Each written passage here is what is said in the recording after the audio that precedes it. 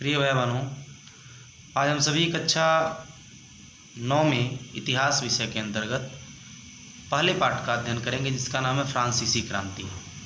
फ्रांसीसी क्रांति के विषय में जब हम चर्चा करते हैं तो फ्रांसीसी क्रांति में सबसे पहले इस बिंदु पे चर्चा करते हैं कि इस क्रांति का अभ्युदय क्यों हुआ, इस क्रांति का कारण क्या था, इस क्रांति से क्या परिणाम आया और इस क्रांति का प्रभाव क्या हुआ, इसके विषय में चर्चा करेंगे। फ्रांसीसी क्रांति की जब हम चर्चा करते हैं तो सबसे पहला बिंदु है उस पे आते हैं, जिसका नाम है 18वीं सदी के उत्तरार्ध में फ्रांसीसी समाज। जिस प्रकार से भारत में समाज 4 वर्गों में विभाजित था, उसी प्रकार से फ्रांस में जो फ्रांस का वर्ग समाज था वह 3 वर्गों में विभाजित था। जैसे आप भारत में देखते हैं कि ब्राह्मण, क्षत्रिय, शूद्र, वैश्य इन 4 वर्गों में विभाजित था। उसी प्रकार से फ्रांस में जो वर्ग था वो पादरी वर्ग, कुलीन वर्ग और 3 स्टेज में विभाजित था। प्रथम स्टेज, द्वितीय स्टेज और तृतीय स्टेज। जो प्रथम स्टेज में लोग आते थे वह पादरी वर्ग के लोग आते थे, जो द्वितीय स्टेज के लोग थे वह कुलीन वर्ग के लोग थे, और जो तृतीय स्टेज था उस तृतीय स्टेज में भी 3 वर्ग थे। पहला वर्ग था जिसमें बड़े व्यवसायी, व्यापारी, अदालती कर्मचारी, वकील इत्यादि लोग आते थे। दूसरा जो स्टेज था, तीसरे स्टेज में जो दूसरा वर्ग था वह था किसान और कारीगर का। और जो तीसरा स्टेज था, तीसरे स्टेज में तीसरा वर्ग जो था वह था छोटे किसान, भूमिहीन, मजदूर और नौकर का था। इस प्रकार से फ्रांस कई वर्गों में विभाजित था। यह वर्ग विशेषता भी कहीं न कहीं क्रांति के लिए, क्रांति के कारणों में स्पष्ट रूप से हमको दिखाई देती है।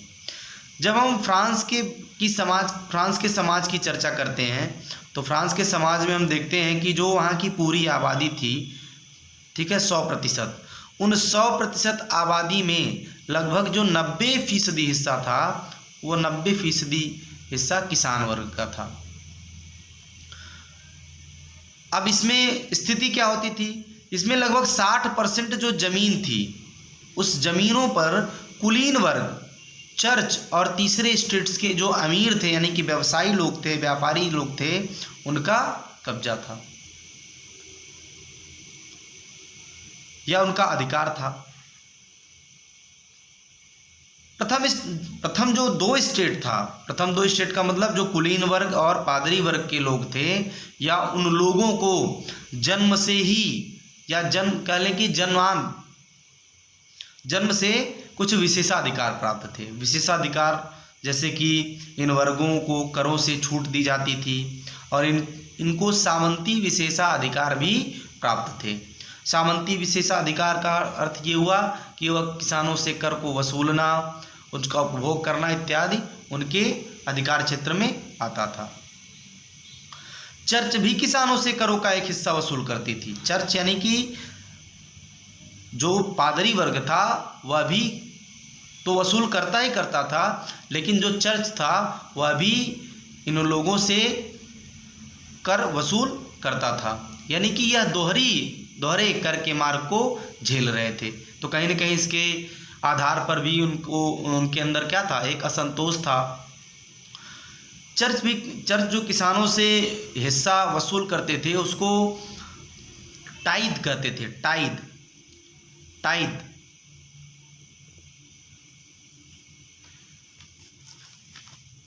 यहाँ आप देख सकते हैं। टाइड जो था वह एक धार्मिक कर था, ठीक है, और यह कृषि के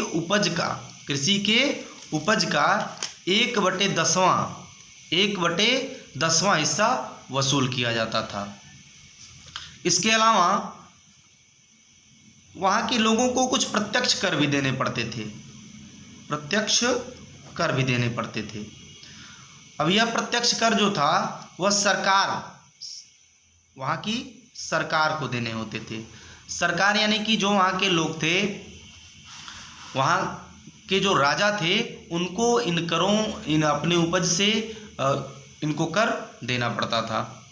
ठीक है, तो ये जो व्यवस्थाएं थी, या जो रीति था, या जो रिवाज था, कहीं न कहीं फ्रांसीसी समाज को झकझोर कर रख दिया, क्योंकि उसमें 90% जो किसान थे वह क्या थे, राजा की इस व्यवस्था से, इस अनादर से असंतोष उनके अंदर व्याप्त हो गया। इसलिए कहीं न कहीं यह फ्रांस के क्रांति में अपनी एक भूमिका अदा की।